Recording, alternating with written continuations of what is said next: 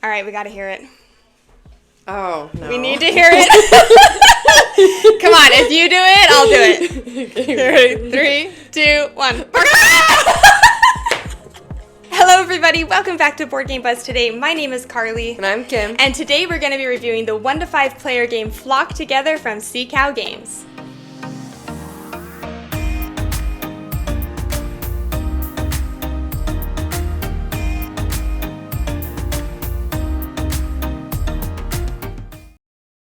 In Flock Together, you are taking on the role of chickens, and you are basically, your leader has died. Mm-hmm. The great chicken is now dead. The great chicken that has now died. They were in a village, and everyone, made fun of them, and they're like, oh, you dumb chickens.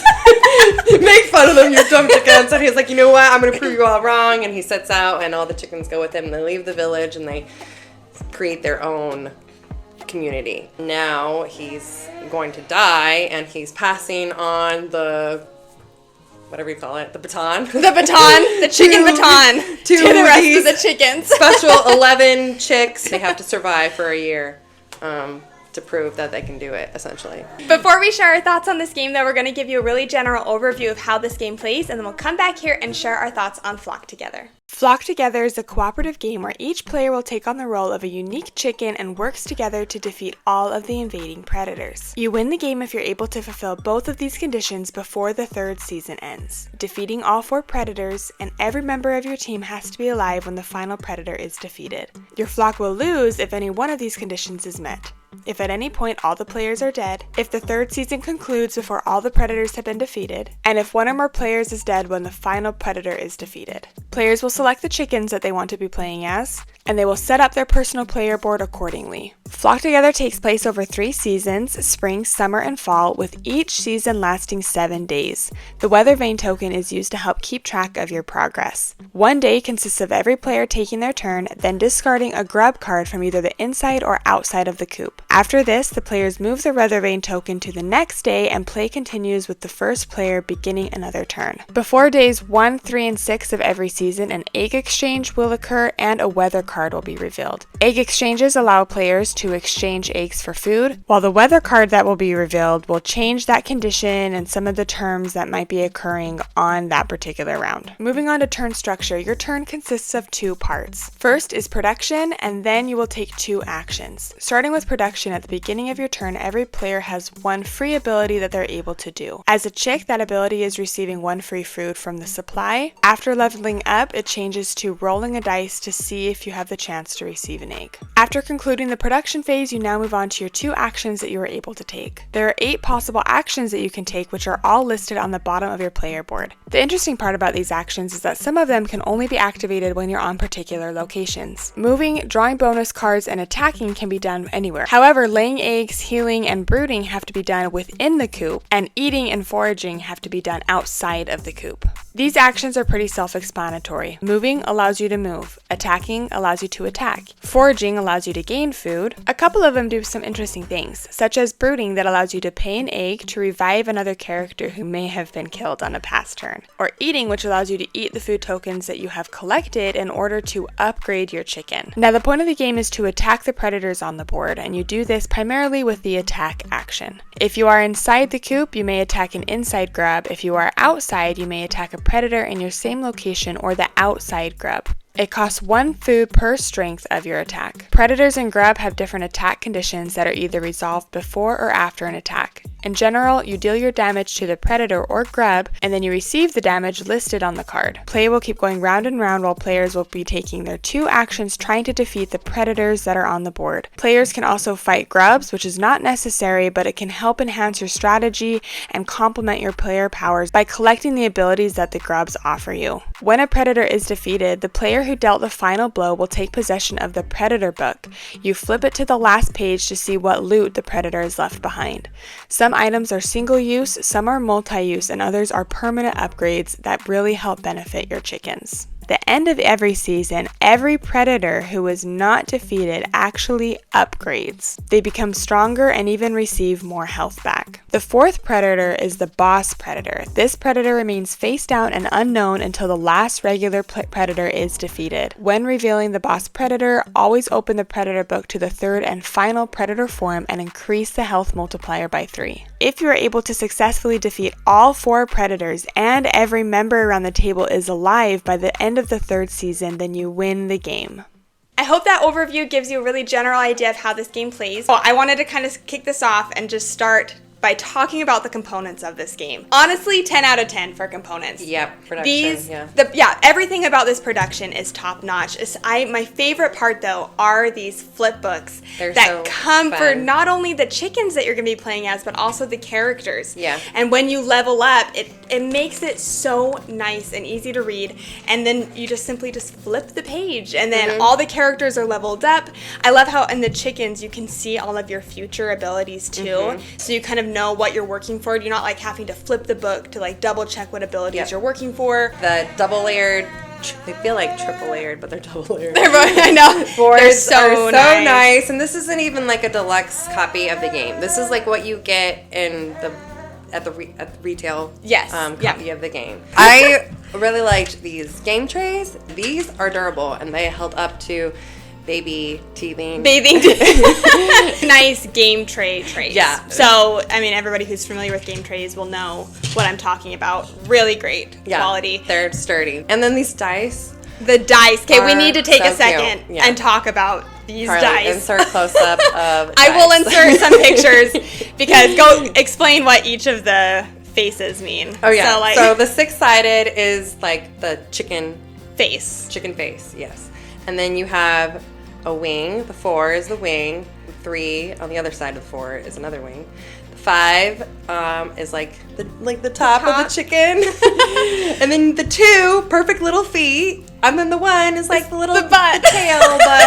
Tail butt. Cute. I am so obsessed with these chicken dice. I just love really them. Cute. Something that I loved about this game is how really easy it is to teach, and it's easy for especially like kids to understand. This is a game that I would 100% recommend for families. I think that's primarily where I would kind of market this towards is I agree, 100%. Families with kind of younger kids. This is one that my daughter fell in love with, and if you know Addie and if you follow our channel, you know how much we've been obsessed with Trio this year. Trio is her favorite game. After playing this game, she looked at me and she said, "Mom, this might be my new favorite game." So for my daughter to say that means so much. I think the theme is super inviting for young kids. Everything about this, like, again, coming back to the components, it makes it easy for kids to understand and makes it easy for them to, like, my daughter loved when the bad guys would level up. She would be the one that would grab the flip book and like flip it over to the other side. Or when like the big bad guy was revealed, she gets to, all right, who do we think it is? So I think everything about this game, it makes it accessible for kids. Be able to like have their character and like flip through the book to watch as they like level up. And kind of bring that into play. It was like really fun and enjoyable for both of my kids. Something else I absolutely loved is how when you defeat a character, you don't just defeat them and they go off the board, but every single character actually drops loot, which then you can pick up, and I mean the loot can do a variety of different things, but primarily they benefit either you or your fellow chickens on the board. And I just loved that thematically, and I loved how all of the things that you're picking up actually like links with the character that you defeated. Like the raccoon, you get to pick up his little bandit mask, right? And all like the little touches that they added with the theme in this game, I think it was just so fun. And it just made it like that much more enjoyable, and you would kind of want to dive into it even more. We'll kind of come back and talk about this a little bit later on, but I did like the variability that the weather deck brought, because essentially there's not too much that really changes round to round. So I like that they added something like the weather deck that changes that particular round, whether it's all the chickens get kicked out from the coop and you can't enter, or it's freezing and so you have to come inside or something. I liked those little touches because it did help change up gameplay from round to round. And along that line, I was thinking of the grubs, the gubs. The gubs.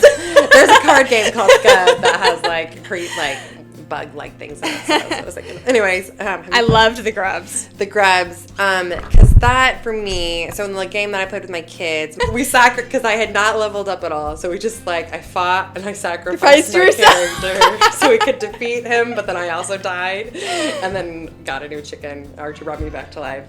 But my character was much more like a supporting character, and that allowed me I was never strong enough to fight. Really do much damage to the predators, but I was able to get the grubs. I had to not call it a cub. The grubs, and use those to be more of a supporting character because I could do those ones and then also not really suffer damage from them. All of the characters have different abilities and strengths.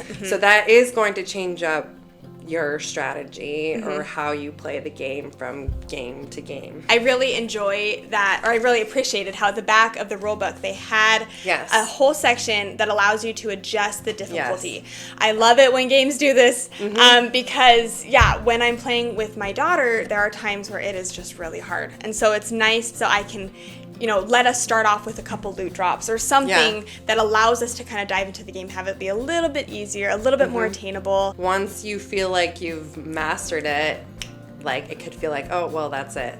Yes. But if you are able to adjust the difficulty and adjust, have more powerful predators that you're fighting, that is a way to add, replayability. Yes, there you go, replayability to game. All right, so we're gonna pivot a little bit and chat about stuff that we personally didn't like in the game, or we could see others not liking. Probably the biggest thing that I come back to is I enjoyed this game a lot. I think this is a game that I would want to play with my kids and not necessarily in an adult setting. And this is the reason why. Essentially, what you are doing on your turn is getting food. That's basically it. Because everything comes back to food. You are punching with your food. You are healing with your food. You are benefiting others with your food. Everything comes down to food, and it's so hard to get food. Yeah, it's the hardest resource It's the hardest resource to get. But again, everything centers around it. And I think it's enjoyable enough and simple enough for children. I think for an adult, if I was game night with adults, I think it feels kind of monotonous a little bit.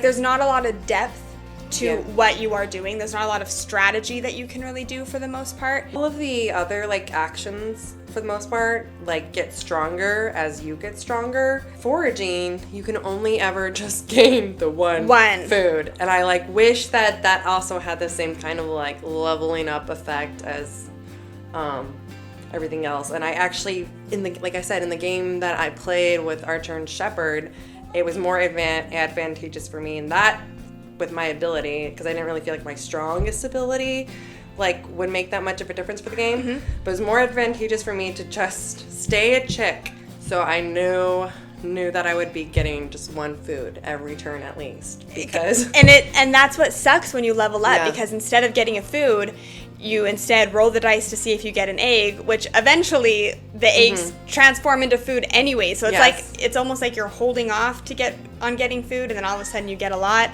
I would rather just stay a chick and get that one additional food at the beginning of every round. It makes sense for some characters' abilities, or for some characters it just mine, it didn't make sense. And I don't know how many times this happened, because it happened in the game that I played with Carly and Addie, and then it happened in the game I played with my kids, and where I had to remind my kids too. They would want to go back to the coop to heal, but I'm wait, you don't have any food. You don't have any food, so you have to. You can't do that. Yeah, and so literally everything comes back to food. There's not a lot of overall variety of places to go or ways that you're changing up your turns. Again, for a kid's game, I think that works. I think that works fine, and it makes sense with kids' brain. You know, like I feel like it's easy to teach, but in like an adult setting, I'm not sure if this is one that I would gravitate for because of that.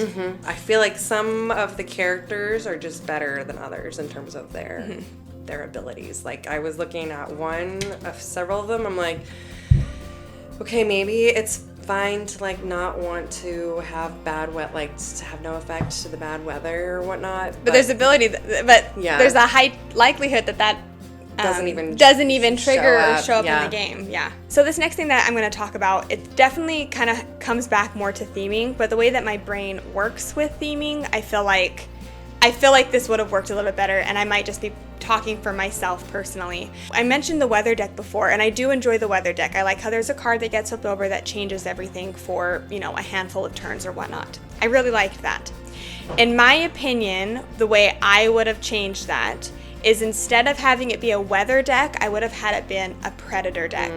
Because for whatever reason, when I am playing a cooperative game, for whatever reason in my brain, it really messes with me that the bad guys don't actually do anything. They just kind of sit on the board, and we are the ones that are actually going out and initiating fighting with them. I feel like the mean chickens on the block because they're not even doing anything.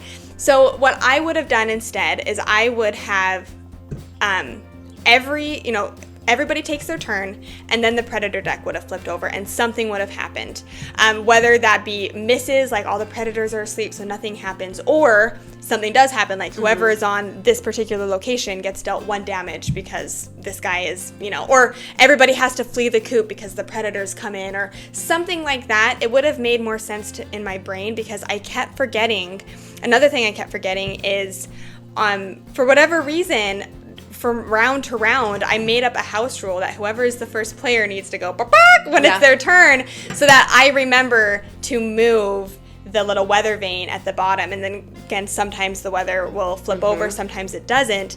But I wish it would have been more of a everybody takes a turn and then the predators activate, and something on the predators, and then everybody takes a turn again, and then the predators activate. Predator card that it would have been like thievery, and they go and they like steal an egg. Yeah, something like that, because then it would make us going out and fighting them feel a little bit more like tension filled. It would give us more of a reason even to go out and attack them, because they don't do anything. They just kind of sit on the board and wait for you to go and attack them. That's basically what they do. And that was my biggest complaint with the game, I guess, is that I feel like we're the bad guy. I told Carly, I was like, we're actually chicken conquerors. I know that in order to win the game, like the story tells me that they're threats, and so we have to go out and fight them. But they don't actually hurt you. Like if you play the whole game and hypothetically don't touch them the entire game, you'll lose, but they'll never actually do anything to you, you know? Like, I'm just going to lay my eggs and forage my food. Nothing has happened. They're just going to level up,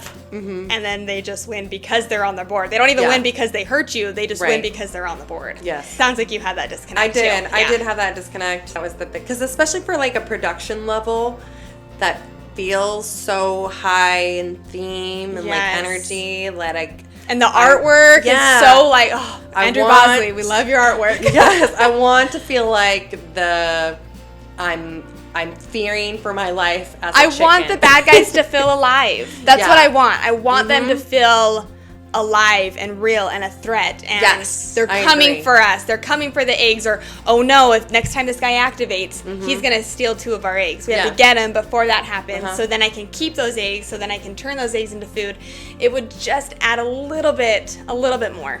There are also like these really cute eggs, and I just wished they like held more purpose for the game rather than just being like, it kind of just like feels like a detail that was thrown in because we're chickens and we should when we lay eggs. Carly was saying you turn in the egg for extra actions, and I was thinking that could make sense because it's like, for a little bit maybe the egg is hatching and you have a new chick that is coming to support you for like that one turn, and then they go off and back to the coop or thematically. That's what I would have done with the eggs. I would have taken away, because you have this campfire that you can flip over once per round that gives you an additional action. I wish it would have been really hard to get eggs, or decently hard to get eggs. But then once you have them, then you can spend them, or 2 eggs or something, to be able to do an additional action on your turn. I don't know, because it feels weird because you get these eggs, but at the end of the day, you basically just use them to get food. Yep. All right, so we've shared a lot of our thoughts and feelings and opinions on this game. Let's go ahead and dive into our final thoughts and ratings for Flock Together. So for Flock Together, I really did enjoy a lot about this game. There was some stuff that was still pulling it down for me, stuff that I wish would have been tightened up a little bit, or things that I personally would have changed to make the game stronger in my personal, again, these are just my personal thoughts. Right. Other people don't have to agree with me, just my thoughts. I am still definitely going to be recommending this game, though. I'm going to be giving Flock Together a 7 out of 10. This is one that I would absolutely recommend if you have a young family, have young kids who would like this like chicken theme. I think it's inviting for kids. I think what's kind of pulling it down, and I feel sad because honestly, I want to give this game like an 8.5. I love the idea behind this game, and I see the potential. I see how this could be a great game. What's pulling it down for me is like kind of the lack of interaction between the predators and the characters, the fact that really all you're kind of doing is just gathering food, whether it's from the decks or from your own personal supply, everything really comes back to food. I wish that there was more decision making, higher level of decision making for me personally, but again, when it comes to kids games and pulling this off the shelf, it's hard for me to connect with kids games sometimes. Sometimes kid games, I'm like, my kids really want to play it, and I'm like, okay, I'll play it because you really want to play it. This is one that if Addie was like, hey mom, let's play Flock Together, I'd be like, absolutely. Let's sit down and play it because I genuinely enjoy it. I'm coming in at a 7.5. I echo a lot of Carly's same thoughts. I feel like we are pretty aligned in our thoughts and opinions on this game. That doesn't always happen. I know. I mean, it happens a lot, I guess. Sometimes we're very different. But like I said, the biggest thing for me was that I wanted, I guess for me as a player playing a cooperative game where I'm like going out, I wanted to feel more like suspense in terms of the things that the predators are doing and how they're interacting. I mean, even just like I've been playing Harry Potter Battle with Archer, and we haven't been able to defeat level year 5 because man, those like guys, because you feel them hit you back, and you feel them hit you, and you're like, oh. Even if you're not doing anything, they're still coming at you. That's what I wish was present in this game. So that is something that, like I said, I liked that element of suspense in the cooperative games, and I didn't quite have that. The production level of this game is amazing. Like the funness factor and in the production is like so high for me, so that's why I'm giving it that extra half point from just the 7. If you have a family and you guys enjoy getting around the table and playing a game together, like I think that this is a great game to fill like family game night, to fill that need. All right, so those were our final thoughts on Flock Together from Sea Cow Games. Huge shout out to Sea Cow Games for sending us this copy to review for you today. If you enjoyed this review and you haven't yet subscribed to the channel, it means so much if you could do that. Really helps support us in everything that we're doing over here. But until what did you do? I was like, yeah. But until next time, we hope you have a great rest of your day, and we'll see you later.